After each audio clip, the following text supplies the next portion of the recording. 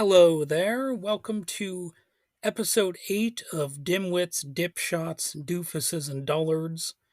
And today we're going to be looking at the evil turtleoid Mitch McConnell and the recent announcement that this will be his last term in office. So, hooray. But in some ways, this is going to be like a big flashback episode because I'm going to be looking at kind of how we got here, because that's sort of what Mitch McConnell represents. He was somebody who's been in power for quite a while, and we're going to look at actually two Democrats who were prominent in American politics as well as part of this flashback themed episode. So you might be surprised by that because I'm typically looking at the Republican Party, but we're going to look at the political crossover that really helped us get to where we're at today. So, on his 83rd birthday, Senator Mitch McConnell, who again is the longest serving Senate party leader in U.S. history, announced he will not seek reelection in 2026, concluding a political career that began with his first election to the Senate in 1984, when I was, well, somewhere between 2 and 3 years old. So he's been there for quite a while. Throughout his tenure, McConnell was instrumental in advancing conservative policies, notably playing a key role in shaping a right leaning Supreme Court that has been such a gift to the American people. Yeah, right. He facilitated the confirmation of Justices Neil Gorsuch, Brett Kavanaugh, and Amy Coney Barrett, solidifying a conservative majority that influenced significant rulings on issues such as reproductive rights and environmental regulations, namely scrapping a lot of that stuff. So, the Roe versus Wade has largely gone the way of the dodo word. I guess I was thinking about bird as the word, that silly old novelty song, maybe. But also environmental regulations are increasingly a thing of the past. So, for a party that's so concerned about the health of fetuses, they might want to consider how environmental pollution is probably going to end up killing a lot of fetuses and giving children with birth defects and, assuring that children are going to die when they're born or whatever. They're going to have certain health defects that will, if they live long lives at all, well, they're going to be suffering the effects of bodily harm that can happen when you have unregulated uh, environmental pollution. So, McConnell also opposed stricter campaign finance laws, culminating in the U.S. Supreme Court decision, Citizens United, that made bribery increasingly legal in the United States political system. So, McConnell's just a swell guy. He assured that corporations are going to be calling all of the shots, and, the rest of the population just has to love the crack of the whip as it strikes them on the back. So McConnell's leadership also saw the passage of the Tax Cuts and Jobs Act of 2017, which significantly reduced corporate tax rates and altered individual tax brackets. Critics argue that this legislation disproportionately benefited the wealthy and increased income inequality. Well, it's not just something that critics argue, of course, it's actually a fact. You can look at the data yourself, but I think you'll find that the evidence is very solid that income inequality has largely, you know, increased, to say the least. So, despite his conservative achievements, McConnell's tenure was marked by a complex relationship with, I want to call him former president, but he's active president now, co president with Elon Musk, in fact, but President Donald Trump. While he supported many of Trump's initiatives, including tax reforms and judicial appointments, McConnell publicly criticized Trump's attempts to overturn the 2020 election results. He stated that Trump was practically and morally responsible for the January 6th Capitol riot, highlighting a rift within the Republican Party between traditional conservatives and Trump's so called populist faction. Well, it turns out that it's actually a fascist faction. And the whole populist thing is just a way for the mainstream media to, you know, deny the fascist tendencies on display that are now increasingly undeniable.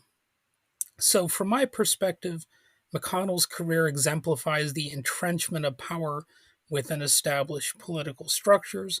His strategic maneuvers, such as the refusal to hold hearings for Supreme Court nominee Merrick Garland in 2016, demonstrate how political actors can manipulate institutional rules to maintain control. Although Merrick Garland himself is a piece of crap, but you know, I'll save that for another episode uh, when I'll get into that more. But the consolidation of power that Mitch McConnell largely helped bring about only served to make the Supreme Court more extreme, and as a result, make the country more extreme. Because this Supreme Court has made it so that the president now can legally say, I have nearly, you know, unstoppable powers. He's near complete immunity, almost absolute immunity. All he has to do is say that something is one of his official acts as a president, and boom, it's like a get out of jail free card. So how convenient.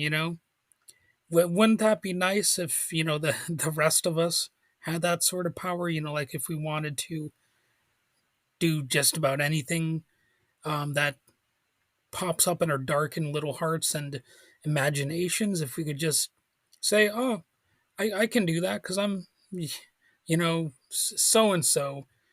Well, that gives incentive for people to want to become, a president or somebody in the president's good graces, because then they can just get anything they want accomplished. They can commit any crime they want.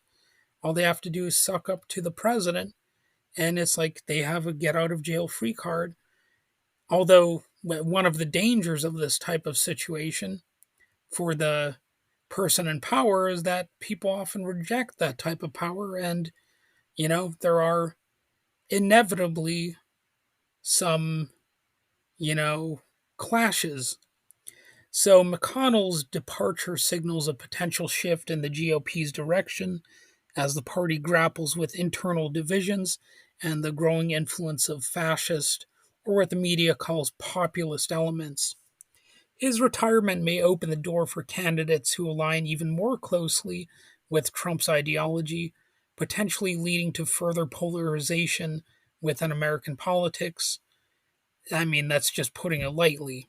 You could say that American politics is largely over because, I mean, it's they're being replaced with something more overtly authoritarian, more like a kingdom, if you will. So, in his retirement announcement, McConnell expressed gratitude to his constituents, stating, "Representing our Commonwealth has been the honor of a lifetime." I can't really do a good impersonation of him, but, I tried. He also emphasized his commitment to completing his current term, which ends in January 2027, so that's quite a ways off. And he plans to address unfinished business, particularly in strengthening so-called national defense, which I guess wasn't strong enough. We already have a huge bloated military budget, but you got to keep on building it up even more. Give those corporations more and more money because why not? You know? So as McConnell prepares to exit the political stage, again in a few years, discussions about his legacy and the future trajectory of the Republican Party are likely to intensify, reflecting broader debates about power, governance, and representation in the United States, which again is a country that will increasingly be tough to recognize because it's going to look more like a pathetic, failed state with a kingdom of some stupid kind. So, as I stated, I'm going to have some elements of a flashback here. We're looking at the peripheral poophead of the week, which is actually Barack Hussein Obama. So I don't say Hussein in the same way that Republican dummies or Republican dipshits say it. I'm not saying that Hussein is similar to, Saddam Hussein or whatever. No, I'm just saying that because it is his middle name. So I'm going to look at both, the good and the bad of Barack Obama and partially explain how, yes, he served a role in bringing us to where we are now, even though it was a relatively limited role, but a role nonetheless. So what are the basic facts? Barack Hussein Obama II was born on August 4th, 1961, in Honolulu, Hawaii. That's right, he was actually born in the United States. I know that's something that, a lot of Republicans were trying to claim didn't happen, but he was born here. He emerged as a prominent figure in American politics, notably serving as the 44th President of the United States from 2009 to 2017. Before his presidency, he represented Illinois in the U.S. Senate from 2005 to 2008 and served in the Illinois State Senate from 1997 to 2004. So those are the basic facts about him. He also he was at Columbia University, where he earned a Bachelor of Arts in Political Science in 1983. His early career was marked by a role as a community organizer in Chicago, addressing issues like job training and tenants' rights. In 1988, he enrolled at Harvard Law School and made history as the first black president of the Harvard Law Review. Following his graduation, Obama practiced as a civil rights attorney and lectured on constitutional law at the University of Chicago Law School from 1992 to 2004. Now I know, given the record of, U.S. presidents, if you hear one of them had, you know, uh, a law degree or something, or was a lecturer on civil rights, you might think that they got their degree from a Cracker Jack box because U.S. presidents violate rights all the time. But nevertheless, that's something we can still say about him, that he was a Harvard graduate and all that stuff. So in 1996, Obama began his political career. He won a seat in the Illinois State Senate, representing the 13th District. His tenure lasted until 2004, during which he worked on legislation related to ethics and healthcare reform. His keynote address at the 2004 Democratic National Convention garnered national attention, propelling him to a successful U.S. Senate campaign later that year. By 2008, after a competitive primary against Hillary Clinton, Obama secured the Democratic nomination for president. He selected Joe Biden as his running mate and subsequently defeated Republican nominee John McCain in the general election. So, early in his presidency, Obama was awarded the 2009 Nobel Peace Prize, a decision that sparked both acclaim and criticism. I I wasn't a fan of that decision, but what the hell, they did it. So what can you say? The Nobel Committee recognized his you know, supposed merits. Um, Domestically, his administration addressed the 2007 2008 financial crisis through measures like the American Recovery and Reinvestment Act of 2009, aiming at stimulating economic growth. He also signed the Affordable Care Act into law, overhauling the U.S.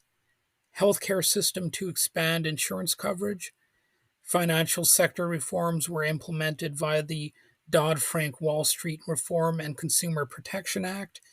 Additionally, Obama appointed Sonia Sotomayor, the first Hispanic justice, and Elena Kagan to the U.S. Supreme Court. In foreign policy, Obama's administration oversaw the conclusion of the Iraq War and authorized Operation Neptune Spear, which resulted in the death of Osama bin Laden, the purported mastermind behind the September 11th attacks, though how he exactly masterminded it from afar with the use of box cutters on the plane, I personally don't really fully understand. But hey, maybe that's another issue for another episode. I'm sure some people would roll their eyes at me saying that, but I don't know. That seems like a hell of a thing to exert control over, like the goings on the plane when the only weapons being used were box cutters.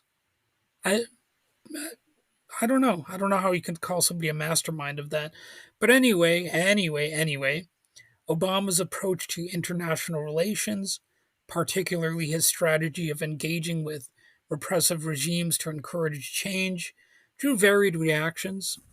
For instance, his decision to restore diplomatic relations with Cuba in 2015 was seen by some as a pragmatic move to open economic and political doors, while others, typically Republicans, viewed it as a concession to an authoritarian government, which sounds silly to say considering the other kinds of governments we're currently allied with, such as Saudi Arabia and the genocidal Netanyahu, and, Donald Trump's apparent favorable relationship with Vladimir Putin over in Russia. Similarly, the Obama administration's cautious stance on Russia's actions in Ukraine, opting for economic sanctions over military intervention, was both praised for its restraint and criticized for perceived passivity. In my opinion, sanctions would be better than outright war, and that's not really one of my criticisms of Obama. So, why am I calling him a poophead here? Well, from my perspective, Obama's tenure exemplifies the limitations of electoral politics in achieving substantive systemic change. The argument being that he just didn't do enough, and he did do some bad things, of course. Despite campaign promises centered on hope and progress, well, specifically he said hope and change, many of his policies maintained some of the worst aspects of existing power structures. For example, the financial reforms under Dodd Frank were really insufficient in addressing the root causes of economic inequality, as they did not fundamentally alter the capitalist framework that enables corporate exploitation. Moreover, the continuation and expansion of military interventions, such as drone strikes in countries like Pakistan and Yemen, contradicted the anti war sentiments that many of his supporters held. These actions highlight the critique that many have, which is that true change cannot be realized through traditional power and political avenues, which often perpetuate the status quo. True change requires, changing the overall culture rather than um, an occasional reform here and there. While Barack Obama's presidency was historic in many respects, and not everything was sheer evil, uh, you know, it demonstrated the challenges inherent in effectuating deep seated change within the confines of established political systems. So, from my viewpoint, His administration's actions serve as a reminder that meaningful transformation is more likely to arise from grassroots movements and direct action rather than only reliance on electoral politics. You know, I mean, if the only thing you can do is pull a lever every 2 to 4 years, you're kind of in trouble. You know, you need to be able to do more than electoral politics, and you need to keep that in mind all the time. So, moving on to the third segment of the show, this is called the Fetid Fever Dream Flashback of the Week, and our target today is yet another prominent Democrat, who is Hillary Clinton.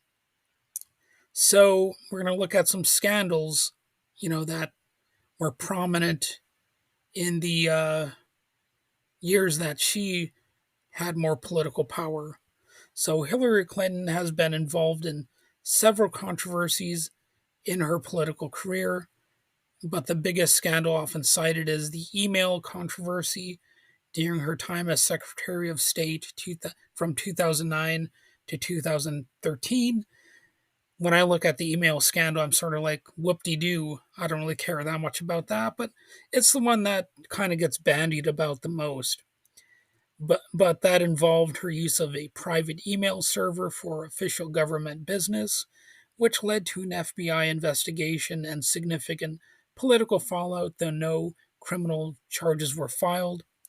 Other notable controversies include the Benghazi attack of 2012 and her ties to Wall Street and corporate donors through the Clinton administration, or no, well, the Clinton Foundation is what I meant to say. But you also had the Clinton administration that had corporate ties as well. So oddly enough, even though I said that as a mistake, it's still accurate. So what's my perspective on the Hillary Clinton scandals? From a standpoint critical of hierarchical power, state secrecy, and elite corruption, Clinton's scandals represent broader systemic issues rather than isolated incidents of wrongdoing. So, first, you have the state secrecy and government hypocrisy angle.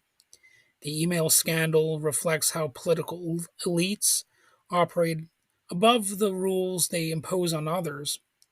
Whistleblowers like Chelsea Manning and Edward Snowden faced harsh repression for revealing government secrets, while Clinton, despite mishandling classified information, faced no real consequences.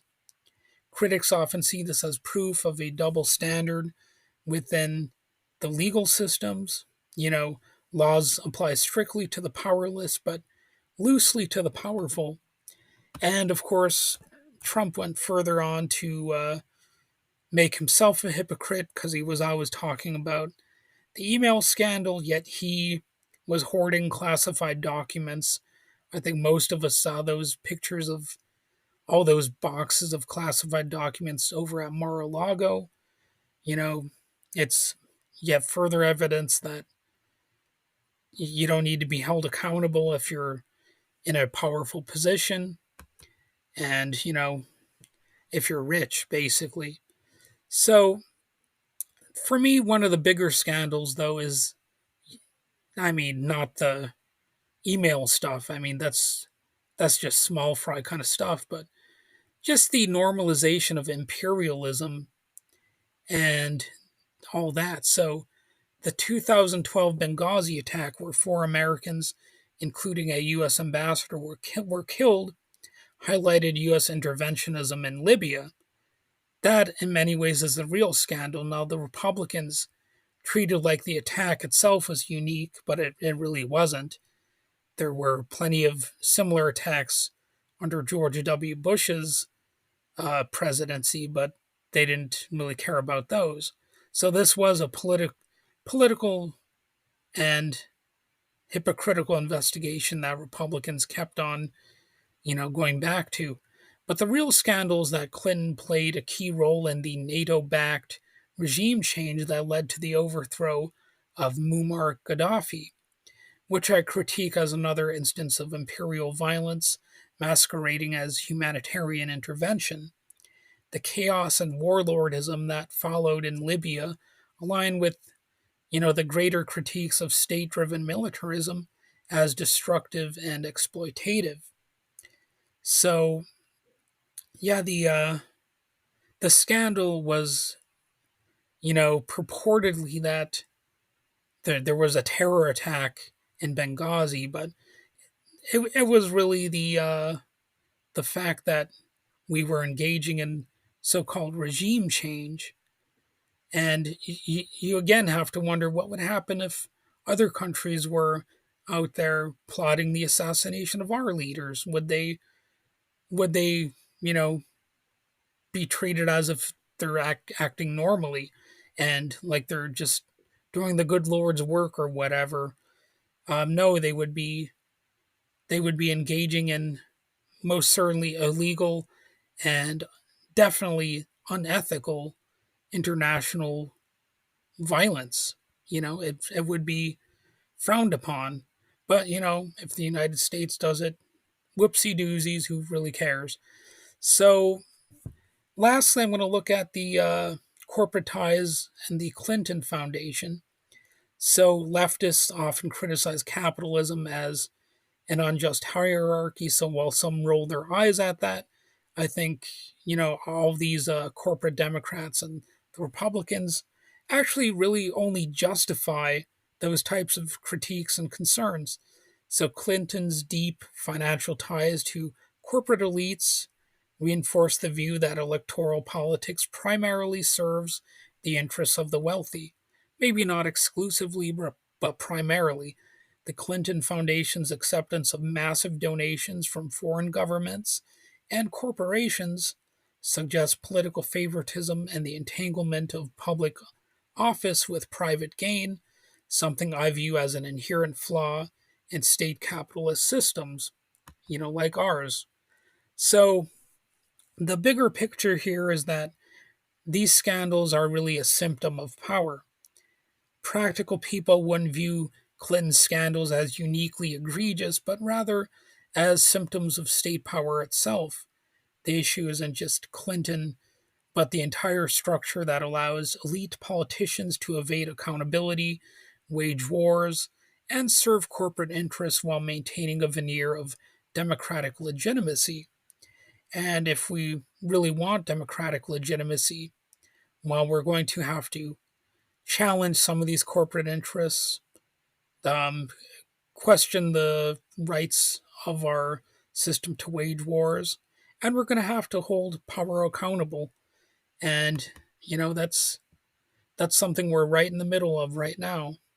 And it's really not a new story, but we're gonna have to go at it with some renewed vigor, and we're gonna have to see what we can do. Maybe the boycotts of Elon Musk's companies aren't going to be enough, but they're a start. And the politicians, the Democrats, they're going to have to be compelled to withhold any sort of government funds going to any of Elon Musk's ventures, any of his business ventures that he actually gets government funding for to the tune of tens of billions of dollars. Well, probably hundreds of billions at this point. I don't know the true number. It's in the stratosphere though, compared to the funding that the average American will get. You know, and at the end of the day, if needed, the American people are going to have to consider a vast general strike to just shut this whole system down.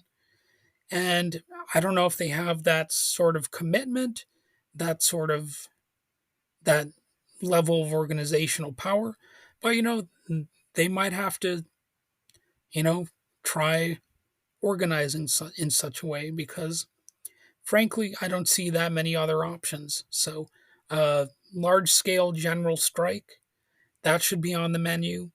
And also, no longer voting for these corporate Democrats to the extent that it's possible.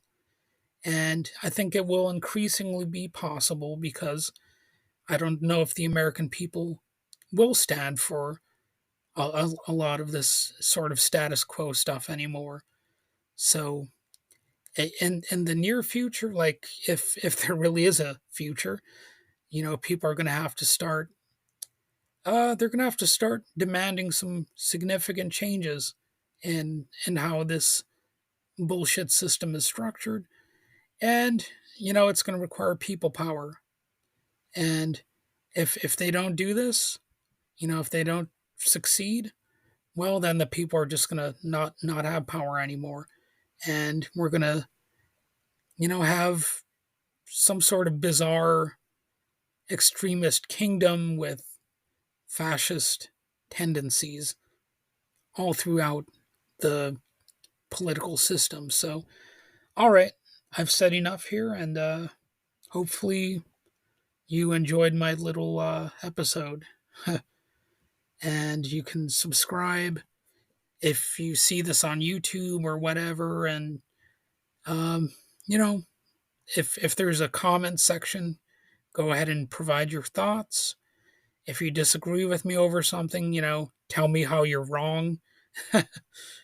All right. Well, I've said enough. Have a good day.